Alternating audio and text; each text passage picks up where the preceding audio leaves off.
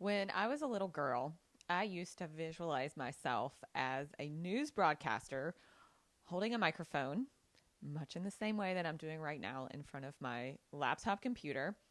And I always envisioned myself being on the news and on TV and reporting on whatever was going on in the world, and studied journalism in college in order to make that happen.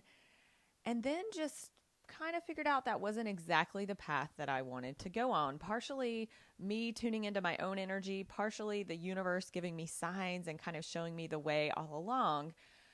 But I look at what I'm doing right now in this very moment, and as cheesy as it is for me to be sitting here holding a microphone in front of my laptop computer, my inner little girl is so thrilled, and I feel engaged and I feel energized and I feel happy, and I don't really care if anybody listens or watches this video, listens to or watches this video. And I certainly won't edit either, by the way, so you'll hear all of my bloopers in my videos as well. And so I just want to ask you the question. This is what makes me feel alive. My podcast makes me feel alive. Facilitating conversations with people that are deep and meaningful make me feel alive. Bringing the sacred and the spiritual into unconventional spaces like businesses makes me feel alive. And I'm tuning into that more and more. So I want to ask you the question, what makes you feel most alive? And a simple yes or no, do you test positive for life? I heard someone ask that question in a training that I was in, and it really got me laughing first and foremost, and it got me thinking about how we can bring ourselves more alive in our lives. We oftentimes just get stuck on autopilot. We keep going. We keep doing things the same every single day over and over again. Our brains love that, but our inner child and our inner gift and our inner purpose are very much misaligned when we're not feeling joyful and alive.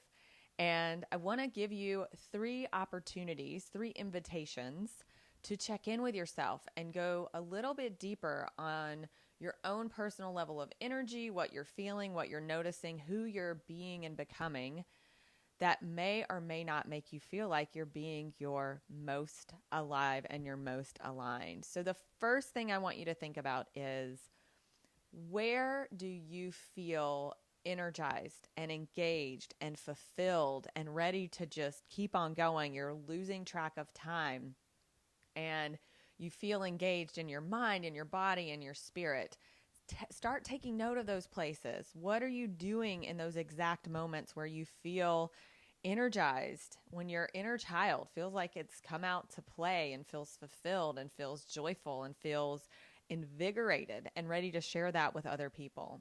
So that's the first thing, is just identify what those areas are. The second thing is, go backwards and forwards in time and feel the energy of being your most alive. So go back to times in your past when you felt this real sense of awe and celebration and gratitude that you can bring into your present tense. And then imagine a future where you feel fully alive and bring that into your present tense, because our minds don't know the difference between what is actually happening in our reality and what we're imagining. It's what differentiates us as human beings, is this capacity to think beyond where we are, both to the past and to the future, in a way that brings us alive in the moment. Oftentimes we use that in a way that's not productive and not joyful. And so I invite you to do it in a way that makes you come alive and makes you feel aligned. And then the last thing to think about as you're asking yourself this question, if you test positive for life, is to look at the people in your life who seem to be most alive, who seem to have the most energy, and start emulating them. Ask them what they're doing. Get curious about their process. Get curious about what their day-to-day life is like and how they're spending their time and their energy and who they're surrounding themselves with. Because if you see somebody else doing it well, there's definitely some lessons for you in that as well. So that's my takeaway, or my invitation for you today, and a takeaway for me as well, as I'm looking to tune in more to this feeling of aliveness and being my very best as I am at this I guess you could call it the midlife opportunity to realign and look at things and think about, wow, if I'm halfway there, which I hope to live beyond 80, if I'm halfway there, what is it that brings me most alive? And how do I want to spend the rest of my days on this earth? It doesn't matter how old you are. You can start anytime to identify what energizes you, look to the past and to the future for those moments of full connection and full alignment, and also to emulate the people who are doing it well.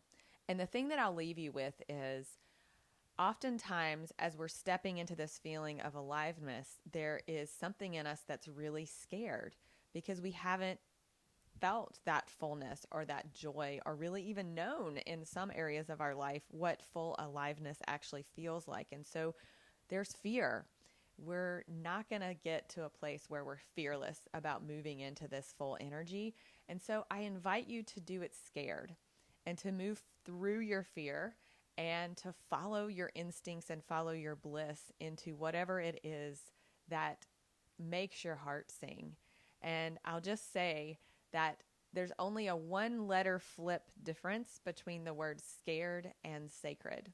And if you'll do things scared and move towards what energizes you, even if it scares you to death, there is something to be learned and there's a sacred gift in all of that for you.